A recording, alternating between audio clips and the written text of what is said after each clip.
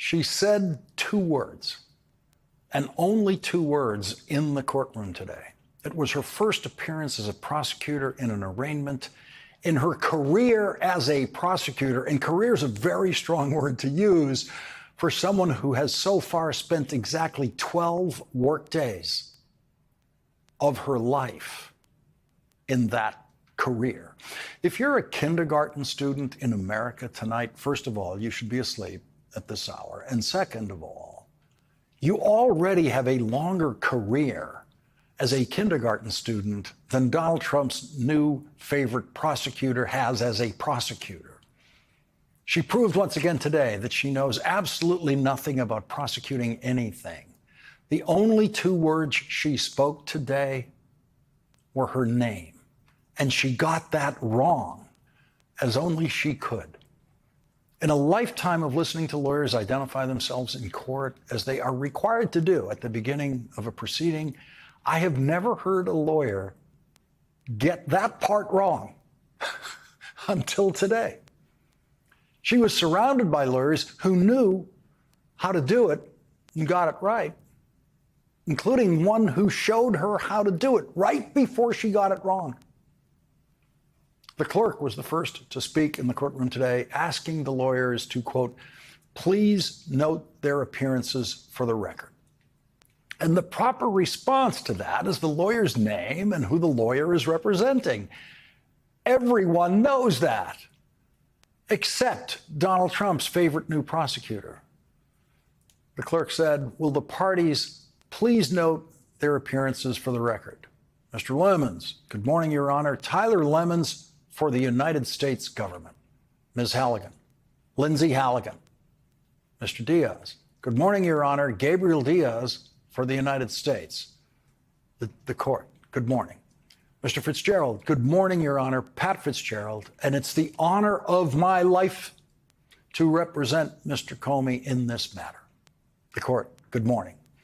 Ms. Carmichael. Good morning, Your Honor. Jessica Carmichael for Mr. Comey. Now, I know if you haven't spent much time in courtrooms, it sounds very picky of me to note that 36-year-old Lindsay Halligan, who has never prosecuted anything in her thin experience as a lawyer, didn't say Lindsay Halligan for the United States. That's what every federal prosecutor says every time, something like that.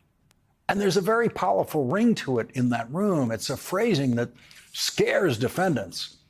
Although nothing could scare the tallest man in the room today, the 6'8" defendant, former FBI Director James Comey. But for a typical defendant who shows up in court for the first time in a federal case and hears the case announced as the United States of America versus John Doe, many a John Doe gets weak in the knees, realizing that he's up against, legally anyway, the United States of America. Federal prosecutors love to throw that around. Tyler Lemons for the United States government. Gabriel Diaz for the United States. Lindsay Halligan didn't know she was supposed to say that. Lindsay Halligan didn't know that she technically failed to respond to the directive to explain her appearance in court, what she was doing there. But what she said was more accurate than trying to claim that she was there for the United States. She was there for Donald Trump and only for Donald Trump. She personifies Donald Trump in that courtroom. But Donald Trump actually has more experience in criminal courtrooms than Lindsay Halligan has.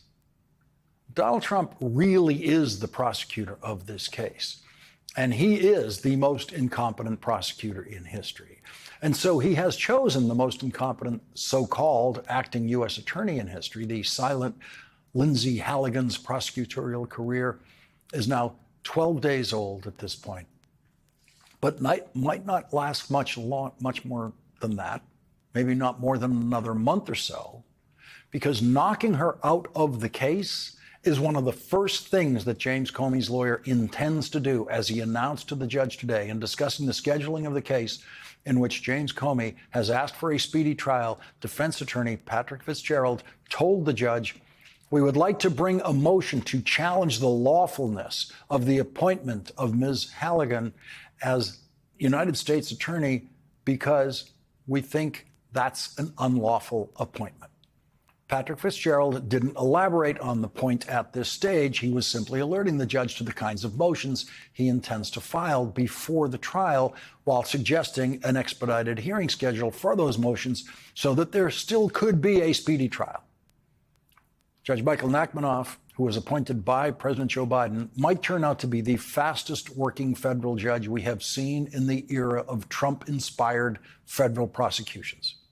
He was ready to set a trial date before Christmas, but adjusted to January 5th in order to accommodate the pretrial hearing schedule proposed by James Comey's lawyer. No schedule was proposed by the silent Lindsay Halligan, or the two assistant U.S. attorneys, who had to be imported from North Carolina to Virginia because no one in the federal prosecutor's office in the Eastern District of Virginia was willing to join Lindsay Halligan in this case, trying to prosecute James Comey.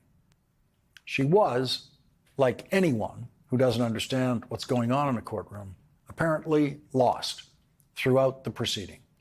The New York Times reports Ms. Halligan, a former insurance lawyer, did not speak in court. Instead, she spent the hearing rocking and nodding in her chair as a junior federal prosecutor brought in from North Carolina spoke for the Justice Department. And that junior federal prosecutor said, "We don't know what we're doing." He didn't speak those words, of course, but he said something that you can spend a lifetime in federal courts and never hear.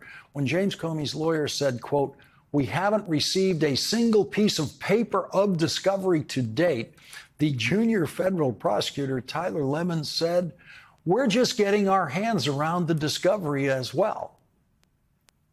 What? How can you be standing there prosecuting James Comey and not know what your evidence is to prosecute James Comey? That's what the junior federal prosecutor told the judge today. We don't know what our prosecution evidence is. That's what he meant. The judge knew that. The judge's response to that was a judicial version of, "Are you kidding me?" The judge said, "All right, well, I will tell you, I'm a little skeptical of that. This does not appear to me to be an overly complicated case. There are 2 counts. It's a discrete set of facts." That's a polite way of saying this is the thinnest indictment that could possibly exist. And here it is, right here. It is 2 pieces of paper. And the only reason it's 2 pieces of paper is that on the first page, it accuses James Comey of making a false statement in a Senate hearing. And on the second page, it accuses him of obstruction of the Senate by making that same so-called false statement. So the one sentence James Comey spoke managed to get them 2 pages of an indictment. And James Comey said that on television in a Senate hearing. That's the entire case, that one sentence that he spoke on TV. And the junior federal prosecutor standing beside the silent Lindsay Halligan, rocking in her chair, tried to tell the judge that they are in possession of some massive amount of evidence, which includes, inexplicably, according to them, classified information. And there's so much of it that this junior federal prosecutor who's been on this case for exactly 1 day, along with the other junior prosecutor from North Carolina who's been on the case for 1 day, because no real prosecutor in that office in Virginia will take the case, are, quote, just getting our hands around the discovery. The judge knows he's dealing with courtroom clowns. The judge knows that every federal prosecutor in the Eastern District of Virginia has refused to participate in this case. The judge knows all of the public information in this case. The judge knows that he's watching a legal Trump clown show in his courtroom. And although he dealt with it politely today, he also made it clear he has 0 patience for Trumpian nonsense. The judge told the Trump prosecutors in front of him, "I will not slow this case down because the government does not promptly turn everything over. And the government should have every interest in doing that. There should be no reason that this case gets off track because of the existence of some classified information. Either it's not relevant to the case, or it can be declassified, or we will go through the fastest CIPA process you have ever seen in your lives. Donald Trump's fever dream about today's proceeding was that he would, by ordering the prosecution of James Comey, force James Comey to suffer the humiliation of an arraignment in that federal courtroom today. But the only humiliation in that courtroom was on the Trump side of the courtroom today. The humiliated, silent, inexperienced lawyer rocking in her chair in service to Donald Trump. The humiliated junior assistant prosecutor who was forced to speak and confess to the judge that he doesn't know what the evidence in the case is. And then the humiliated other assistant federal prosecutor, who's an experienced prosecutor, but who remained silent throughout the 27-minute proceeding. Patrick Fitzgerald is actually the most experienced prosecutor in the room. He's a former prosecutor who prosecuted the governor of Illinois, Rod Blagojevich, on corruption charges. He prosecuted al-Qaeda in terrorism cases, and now appears proudly as James Comey's defense counsel. He told the judge just how incompetent and unprofessional the prosecution has been so far. He said, "We haven't received a single piece of paper of discovery to date. We still haven't been told who person 3 and person 1 are. We don't know the nature of the charges below those charges."